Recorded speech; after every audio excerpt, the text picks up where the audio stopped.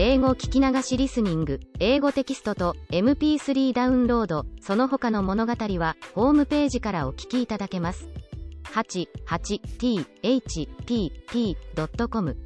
88thpp.com Don Quixote by Miguel de Cervantes. Chapter 1. Which treats of the character and pursuits of the famous gentleman Don Quixote of La Mancha. In a village of La Mancha, the name of which I have no desire to call to mind, there lived not long since one of those gentlemen that keep a lance in the lance rack, an old buckler, a lean hack, and a greyhound for coursing. An olive of rather more beef than mutton, a salad on most nights, scraps on Saturdays, lentils on Fridays, and a pigeon or so extra on Sundays, made away with 3/4 of his income. The rest of it went in a doublet of fine cloth and velvet breeches and shoes to match for holidays, while on weekdays he made a brave figure in his best homespun. He had in his house a housekeeper past 40, a niece under 20, and a lad for the field and marketplace, who used to saddle the hack as well as handle the billhook. The age of this gentleman of ours was bordering on 50, he was of a hardy habit, spare, gaunt-featured, a very early riser and a great sportsman. They will have it his surname was Quixada or Quesada, for here there is some difference of opinion among the authors who write on the subject, although from reasonable conjectures it seems plain that he was called Quixana. This, however, is of but little importance to our tale, it will be enough not to stray a hair's breadth from the truth in the telling of it. You must know, then, that the above-named gentleman whenever he was at leisure, which was mostly all the year round, gave himself up to reading books of chivalry with such ardor and avidity that he almost entirely neglected the pursuit of his field sports, and even the management of his property, and to such a pitch did his eagerness and infatuation go that he sold many an acre of tillage land to buy books of chivalry to read, and brought home as many of them as he could get.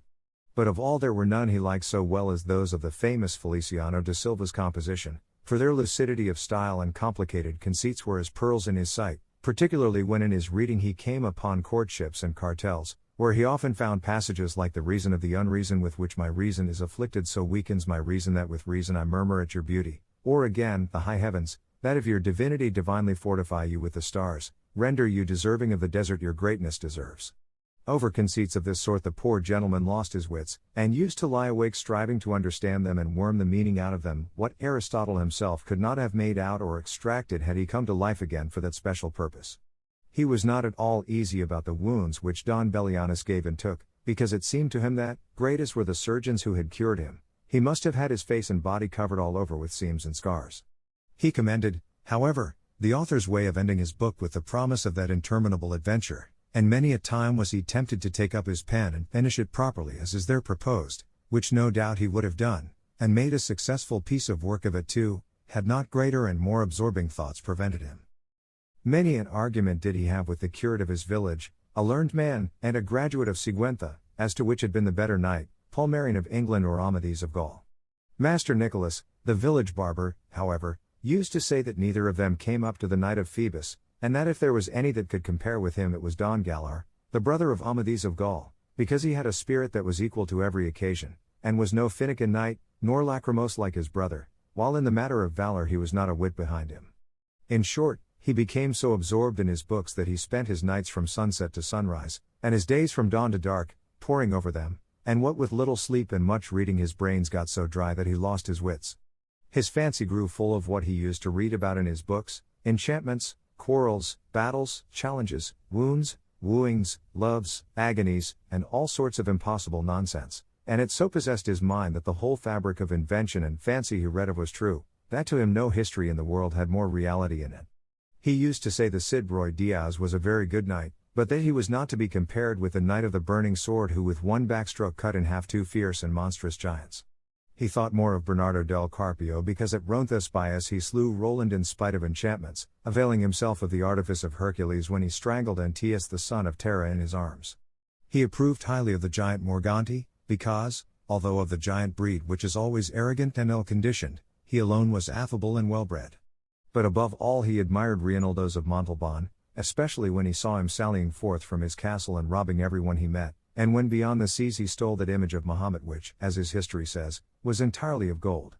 To have a bout of kicking at that traitor of a gun alone he would have given his housekeeper, and his niece into the bargain.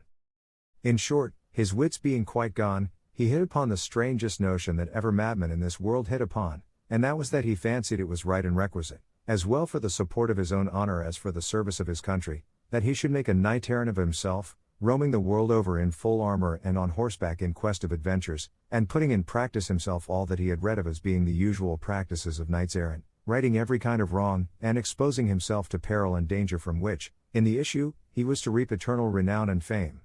Already the poor man saw himself crowned by the might of his arm Emperor of Trebizond at least, and so, led away by the intense enjoyment he found in these pleasant fancies, he set himself forthwith to put his scheme into execution.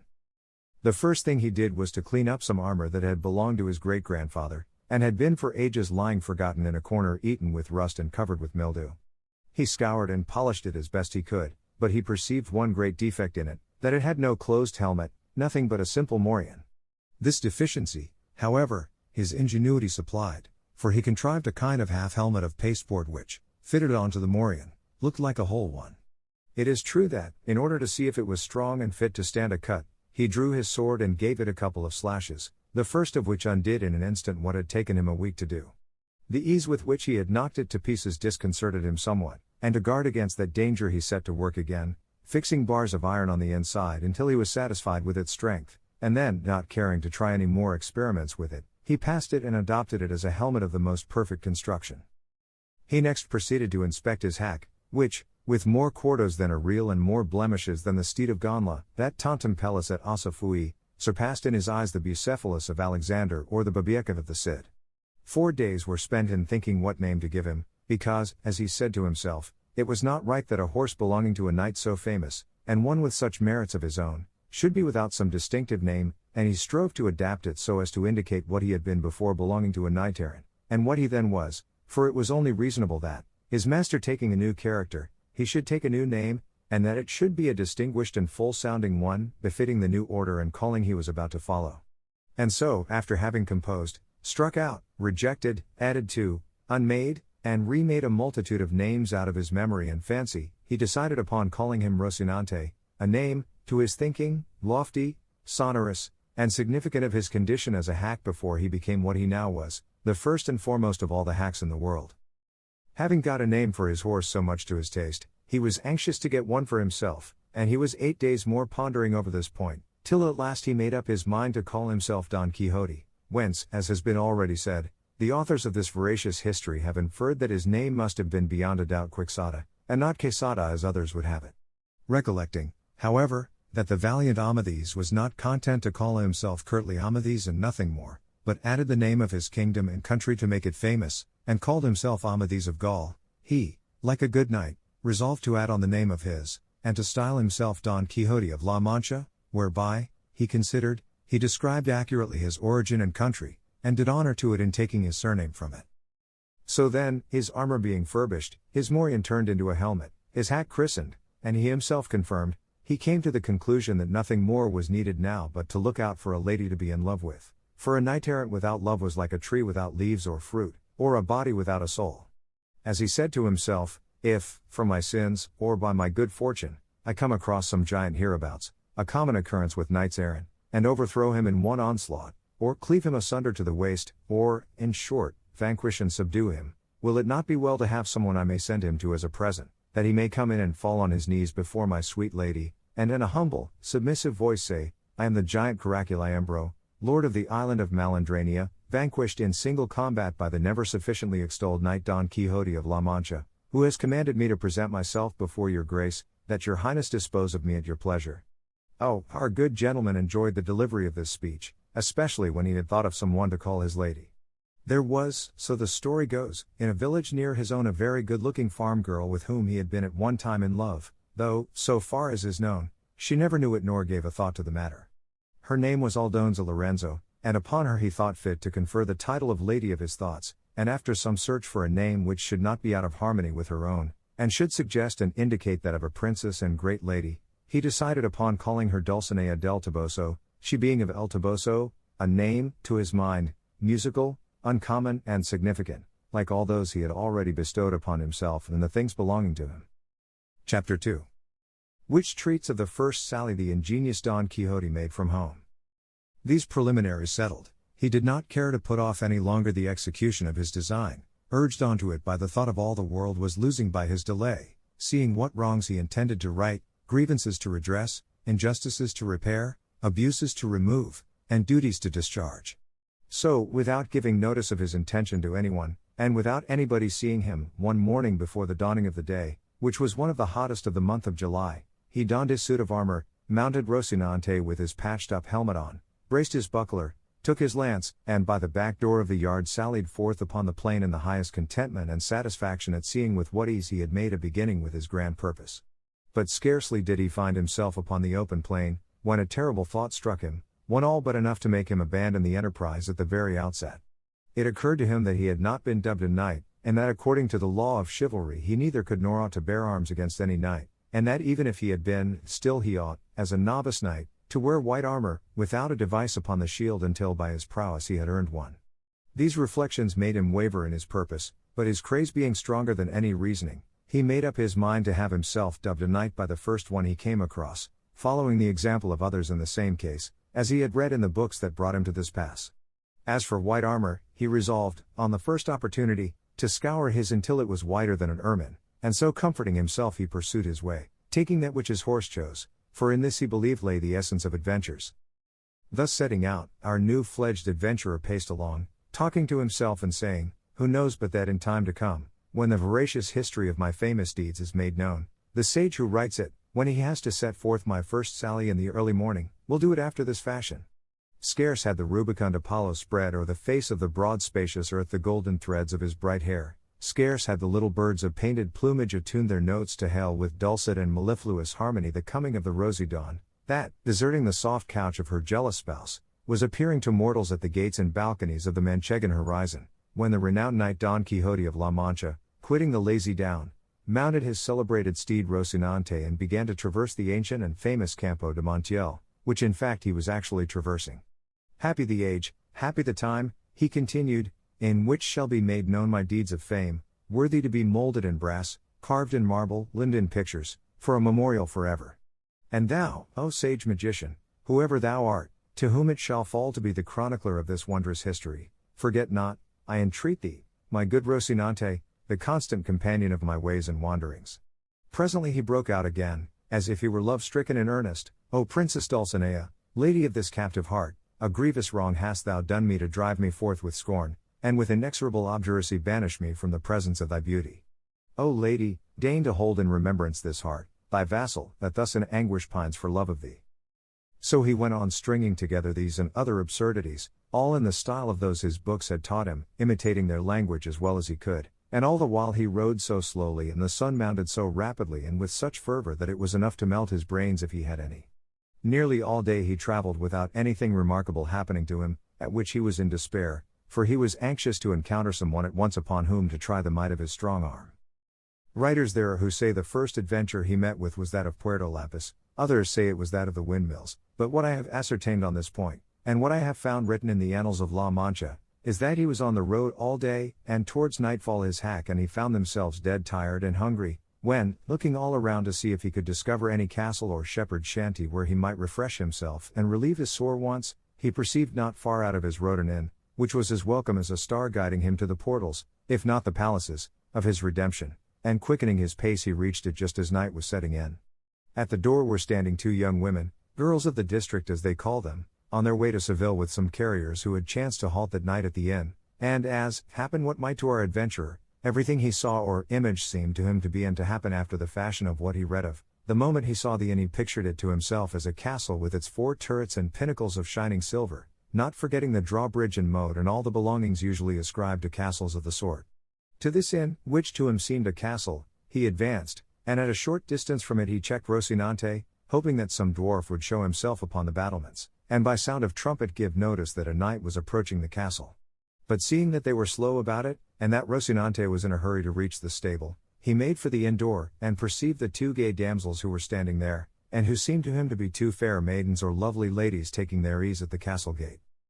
At this moment it so happened that a swineherd who was going through the stubbles collecting a drove of pigs, for, without any apology, that is what they are called, gave a blast of his horn to bring them together, and forthwith it seemed to Don Quixote to be what he was expecting, the signal of some dwarf announcing his arrival, and so with prodigious satisfaction he rode up to the inn and to the ladies, who, seeing a man of this sort approaching in full armor and with lance and buckler, were turning in dismay into the inn, when Don Quixote, guessing their fear by their flight, raising his pasteboard visor, disclosed his dry dusty visage, and with courteous bearing and gentle voice addressed them, "Your ladyships need not fly or fear any rudeness, for that it belongs not to the order of knighthood which I profess to offer to anyone, much less to high-born maidens as your appearance proclaims you to be." The girls were looking at him and straining their eyes to make out the features which the clumsy visor obscured, but when they heard themselves called maidens, a thing so much out of their line, they could not restrain their laughter, which made Don Quixote wax indignant, and say, "Modesty becomes the fair, and moreover laughter that has little cause is great silliness. This, however, I say not to pain or anger you, for my desire is none other than to serve you." The incomprehensible language and the unpromising looks of our cavalier only increased the lady's laughter, and that increased his irritation, and matters might have gone farther if at that moment the landlord had not come out, who, being a very fat man, was a very peaceful one. He, seeing this grotesque figure clad in armor that did not match any more than his saddle, bridle, lance, buckler, or corslet, was not at all indisposed to join the damsels in their manifestations of amusement, but, in truth, standing in awe of such a complicated armament, he thought it best to speak him fairly, so he said, "Señor Caballero, if your worship wants lodging, bating the bed, for there is not one in the inn, there is plenty of everything else here." Don Quixote, observing the respectful bearing of the alcaide of the fortress, for so innkeeper and seemed in his eyes, made answer, "Sir Castellan, for me anything will suffice, for my armor is my only wear, my only rest the fray." The host fancied he called him Castellan because he took him for a worthy of Castile, though he was in fact an Andalusian, and one from the strand of San Lucar, as crafty a thief as Cacus and as full of tricks as a student or a page. "In that case," said he, "your bed is on the flinty rock, your sleep to watch alway. And if so, you may dismount and safely reckon upon any quantity of sleeplessness under this roof for a 12-month, not to say for a single night." So saying, he advanced to hold a stirrup for Don Quixote, who got down with great difficulty and exertion, for he had not broken his fast all day, and then charged the host to take great care of his horse, as he was the best bit of flesh that ever ate bread in this world. The landlord eyed him over but did not find him as good as Don Quixote said, nor even half as good, and putting him up in the stable, he returned to see what might be wanted by his guest, whom the damsels, who had by this time made their peace with him, were now relieving of his armor. They had taken off his breastplate and backpiece, but they neither knew nor saw how to open his gorget or remove his makeshift helmet, for he had fastened it with green ribbons, which, as there was no untying the knots, required to be cut. This, however, he would not by any means consent to, so he remained all the evening with his helmet on, the drollest and oddest figure that can be imagined, and while they were removing his armor, taking the baggages who were about it for ladies of high degree belonging to the castle, he said to them with great sprightliness, "Oh, never, surely, was there knight so served by hand of dame, as served was he, Don Quixote hight, when from his town he came, with maidens waiting on himself, princesses on his hack.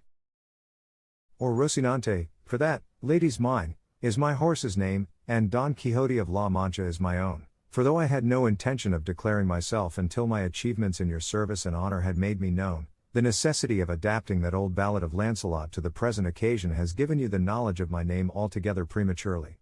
A time, however, will come for your ladyships to command and me to obey, and then the might of my arm will show my desire to serve you." The girls, who were not used to hearing rhetoric of this sort, had nothing to say in reply, they only asked him if he wanted anything to eat. "I would gladly eat a bit of something," said Don Quixote, "for I feel it would come very seasonably." The day happened to be a Friday, and in the whole inn there was nothing but some pieces of the fish they call in Castile abadejo, in Andalusia bacalao, and in some places curadillo, and in others troutlet, so they asked him if he thought he could eat troutlet, for there was no other fish to give him. "If there be troutlets enough," said Don Quixote, "they will be the same thing as a trout, for it is all one to me whether I am given 8 reals in small change or a piece of 8, moreover, it may be that these troutlets are like veal, which is better than beef, or kid, which is better than goat. But whatever it be let it come quickly, for the burden and pressure of arms cannot be borne without support to the inside." They laid a table for him at the door of the inn for the sake of the air, and the host brought him a portion of ill-soaked and worse-cooked stockfish, and a piece of bread as black and mouldy as his own armor, but a laughable sight it was to see him eating, for having his helmet on and the beaver up, he could not with his own hands put anything into his mouth unless someone else placed it there, and this service one of the ladies rendered him. But to give him anything to drink was impossible, or would have been so had not the landlord bored a reed, and putting one end in his mouth poured the wine into him through the other, all which he bore with patience rather than sever the ribbons of his helmet. While this was going on, there came up to the inn a Soggelder, who, as he approached, sounded his reed pipe 4 or 5 times, and thereby completely convinced Don Quixote that he was in some famous castle, and that they were regaling him with music, and that the stockfish was trout, the bread the whitest, the wenches ladies, and the landlord the castellan of the castle, and consequently he held that his enterprise and sally had been to some purpose.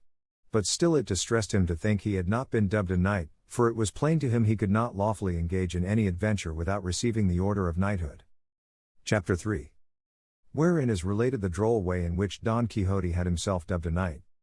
Harassed by this reflection, he made haste with his scanty pothouse supper, and having finished it called the landlord, and shutting himself into the stable with him, fell on his knees before him, saying, From this spot I rise not, valiant knight, until your courtesy grants me the boon I seek, one that will redound to your praise and the benefit of the human race. The landlord, seeing his guest at his feet and hearing a speech of this kind, stood staring at him in bewilderment, not knowing what to do or say, and entreating him to rise, but all to no purpose until he had agreed to grant the boon demanded of him.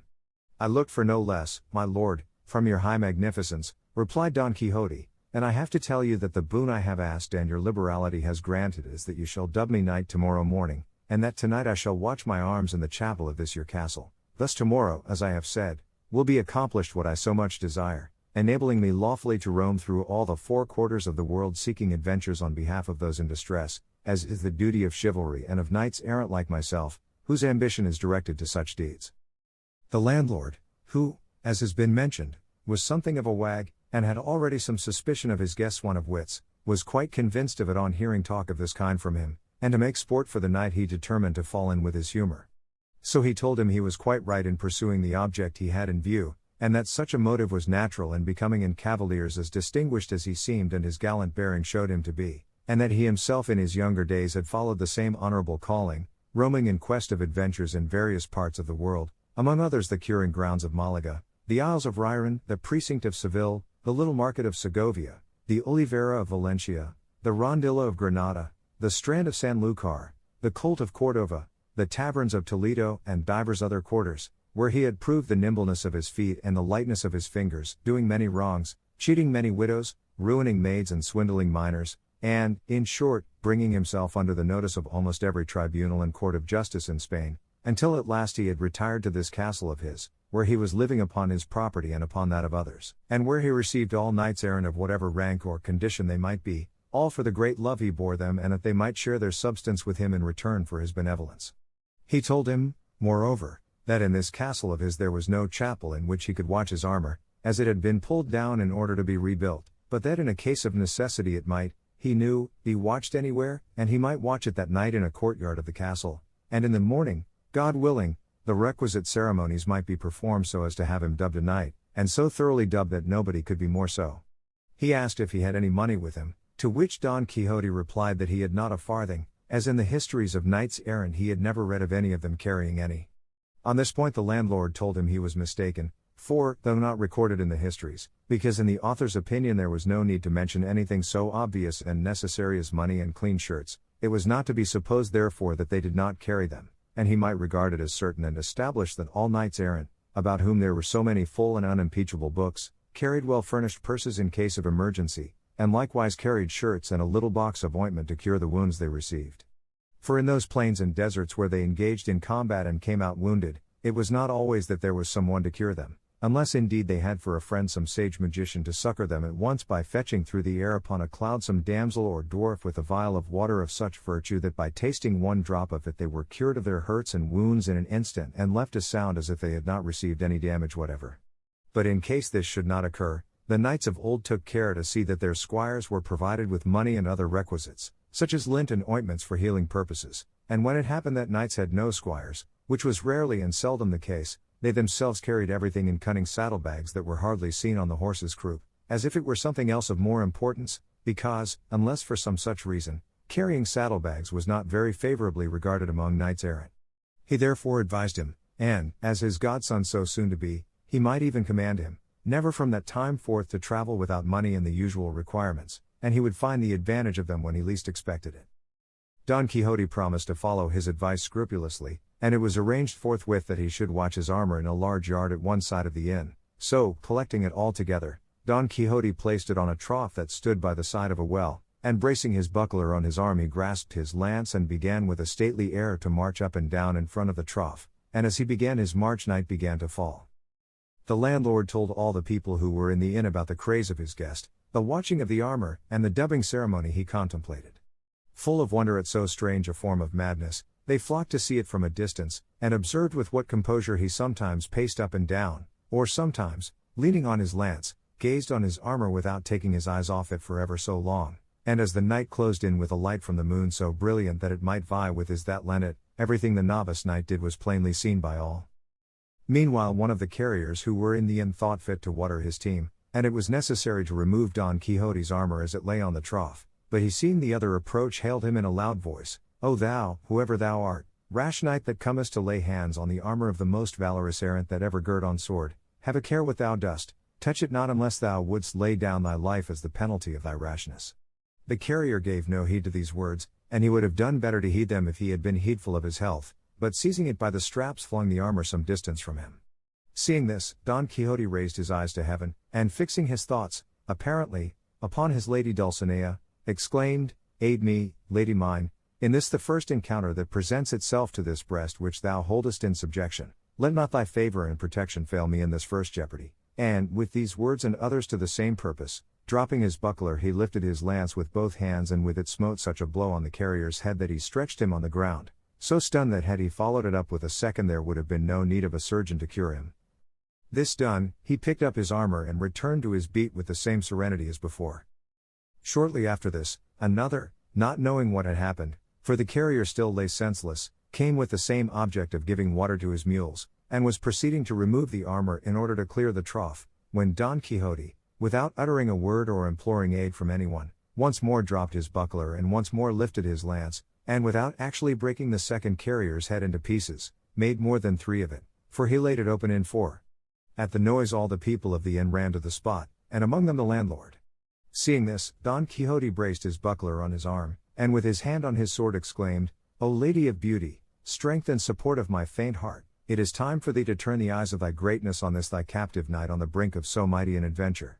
By this he felt himself so inspired that he would not have flinched if all the carriers in the world had assailed him.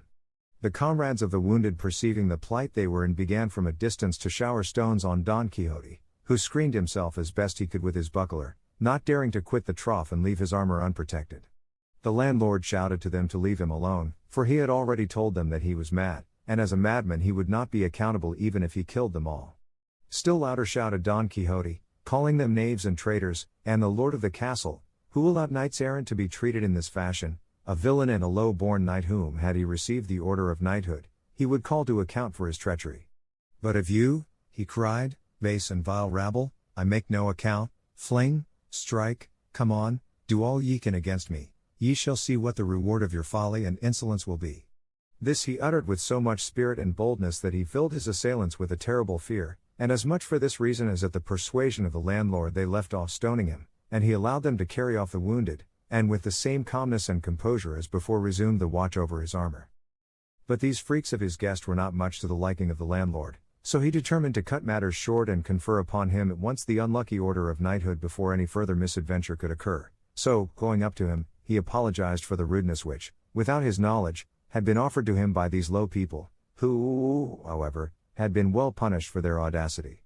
As he had already told him, he said, there was no chapel in the castle, nor was it needed for what remained to be done, for, as he understood the ceremonial of the order, the whole point of being dubbed a knight lay in the accolade and in the slap on the shoulder, and that could be administered in the middle of a field, and that he had now done all that was needful as to watching the armor, for all requirements were satisfied by a watch of 2 hours only, while he had been more than 4 about it.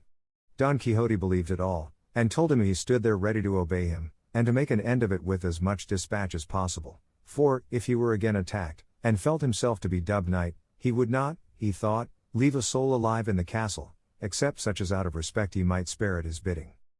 Thus warned and menaced, the castellan forthwith brought out a book in which he used to enter the straw and barley he served out to the carriers, and, with a lad carrying a candle end, and the 2 damsels already mentioned, he returned to where Don Quixote stood, and bade him kneel down.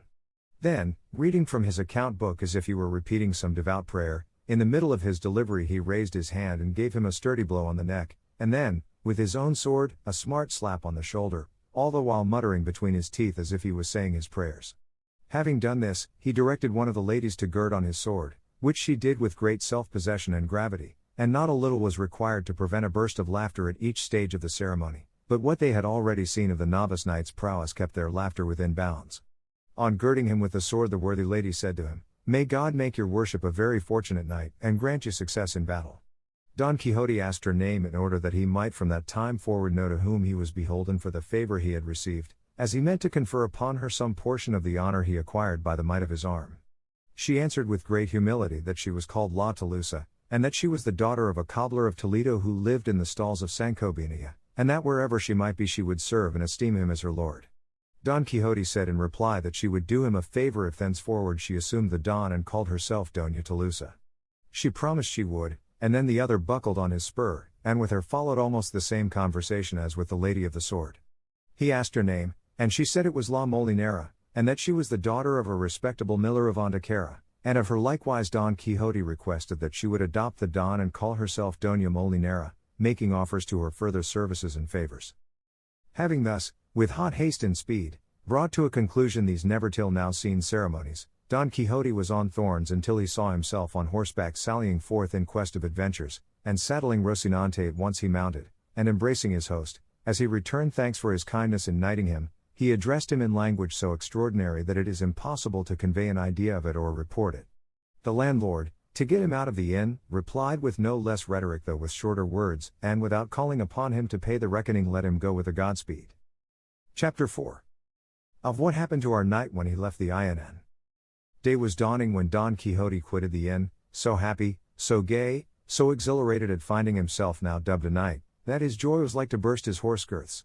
However, recalling the advice of his host as to the requisites he ought to carry with him, especially that referring to money and shirts, he determined to go home and provide himself with all, and also with a squire, for he reckoned upon securing a farm laborer, a neighbor of his, a poor man with a family, but very well qualified for the office of squire to a knight. With this object he turned his horse's head towards his village, and Rocinante, thus reminded of his old quarters, stepped out so briskly that he hardly seemed to tread the earth.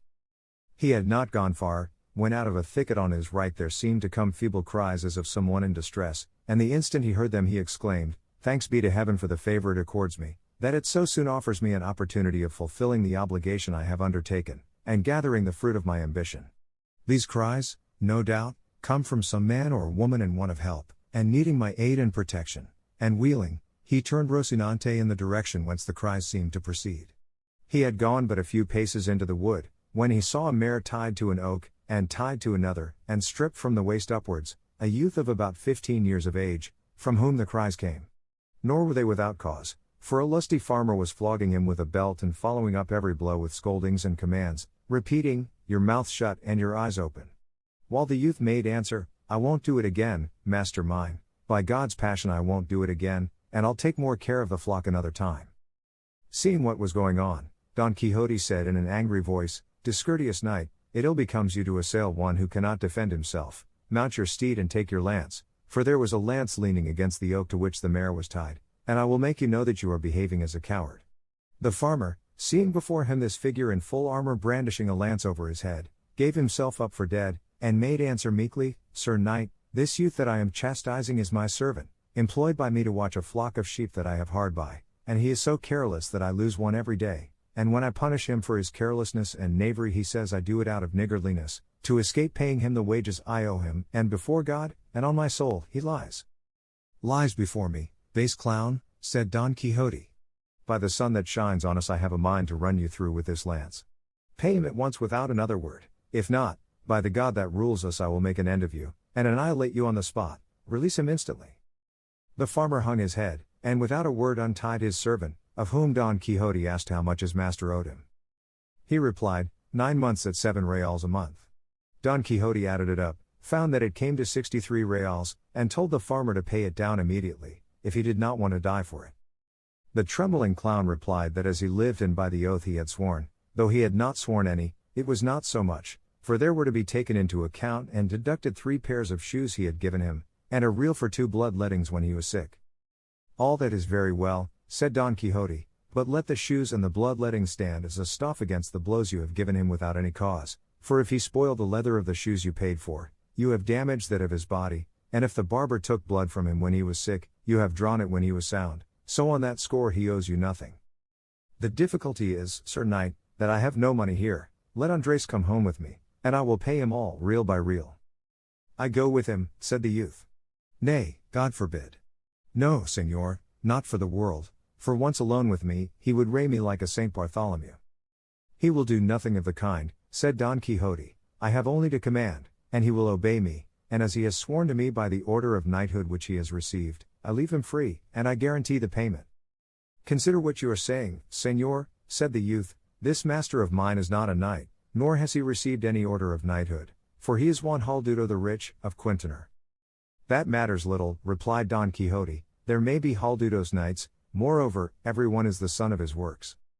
That is true, said Andres, but this master of mine, of what works is he the son, when he refuses me the wages of my sweat and labor? I do not refuse, brother Andres, said the farmer, be good enough to come along with me, and I swear by all the orders of knighthood there are in the world to pay you as I have agreed, real by real, and perfumed.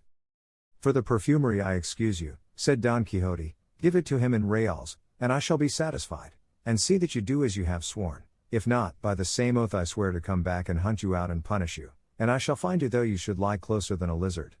And if you desire to know who it is lays this command upon you, that you be more firmly bound to obey it, know that I am the valorous Don Quixote of La Mancha, the undoer of wrongs and injustices, and so, God be with you, and keep in mind what you have promised and sworn under those penalties that have been already declared to you. So saying, he gave Rocinante the spur and was soon out of reach. The farmer followed him with his eyes, and when he saw that he had cleared the wood and was no longer in sight, he turned to his boy Andres, and said, Come here, my son, I want to pay you what I owe you, as that undoer of wrongs has commanded me. My oath on it, said Andres, your worship will be well advised to obey the command of that good knight, may he live 1,000 years, for, as he is a valiant and just judge, by Roque, if you do not pay me, he will come back and do as he said. My oath on it, too, said the farmer, but as I have a strong affection for you, I want to add to the debt in order to add to the payment, and seizing him by the arm, he tied him up again, and gave him such a flogging that he left him for dead. Now, Master Andres, said the farmer, call on the undoer of wrongs, you will find he won't undo that, though I am not sure that I have quite done with you, for I have a good mind to flay you alive.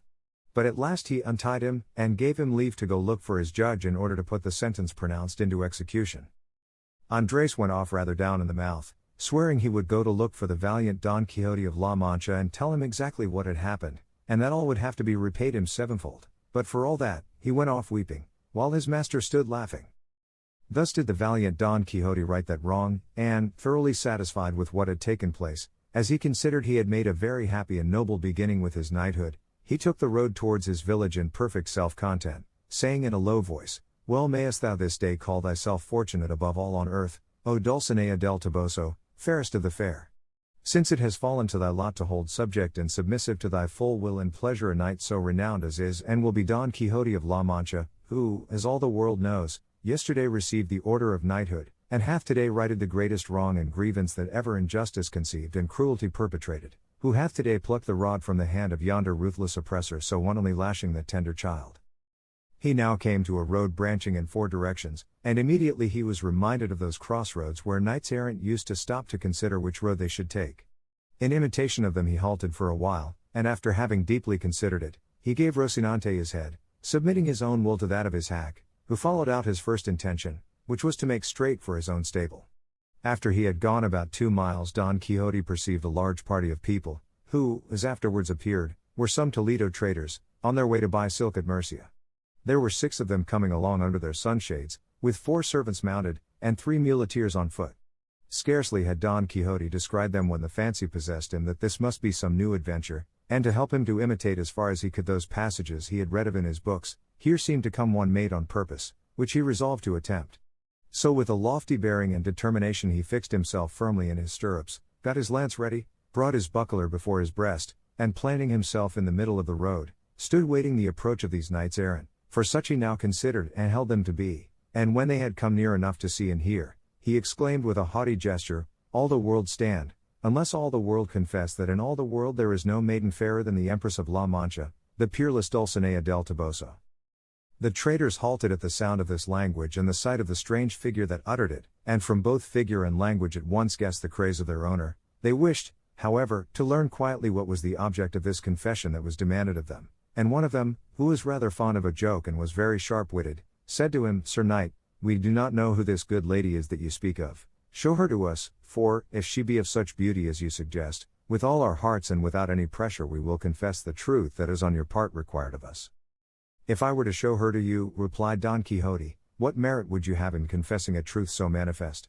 The essential point is that without seeing her you must believe, confess, affirm, swear and defend it, else ye have to do with me in battle, ill-conditioned, arrogant rabble that ye are, and come ye on, one by one as the order of knighthood requires, or altogether as is the custom and vile usage of your breed, here do I bide and await you relying on the justice of the cause I maintain." "Sir Knight," replied the traitor, "I entreat your worship in the name of this present company of princes, that, to save us from charging our consciences with the confession of a thing we have never seen or heard of, and one moreover so much to the prejudice of the empresses and queens of the Alcaria, and Estremadura, your worship will be pleased to show us some portrait of this lady, though it be no bigger than a grain of wheat, for by the thread one gets at the ball, and in this way we shall be satisfied and easy, and you will be content and pleased. Nay, I believe we are already so far agreed with you that even though her portrait should show her blind of one eye, and distilling vermilion and sulphur from the other, we would nevertheless, to gratify your worship, say all in her favor that you desire." "She distills nothing of the kind, vile rabble," said Don Quixote, burning with rage, "nothing of the kind, I say, only ambergris and civet in cotton, nor is she one-eyed or humpbacked, but straighter than a Guadarrama spindle, but ye must pay for the blasphemy ye have uttered against beauty like that of my lady." And so saying, he charged with levelled lance against the one who had spoken, with such fury and fierceness that, if luck had not contrived that Rocinante should stumble midway and come down, it would have gone hard with the rash traitor.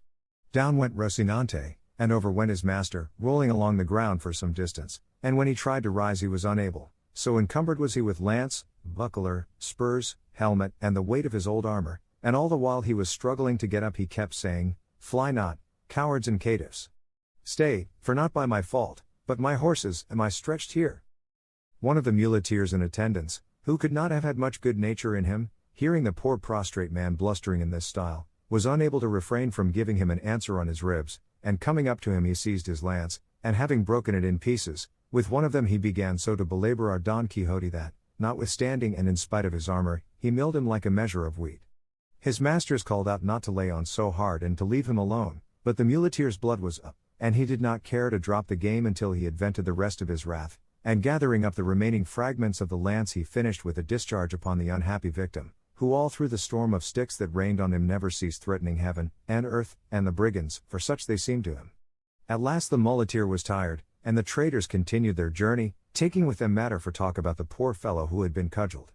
He, when he found himself alone, made another effort to rise, but if he was unable when whole and sound, how was he to rise after having been thrashed and well nigh knocked to pieces?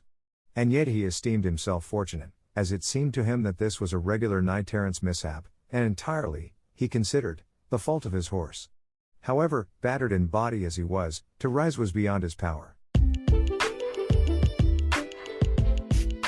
英語聞き流しリスニング、英語テキストと MP3 ダウンロード、その他の物語はホームページからお聞きいただけます。88thpp.com 88thpp.com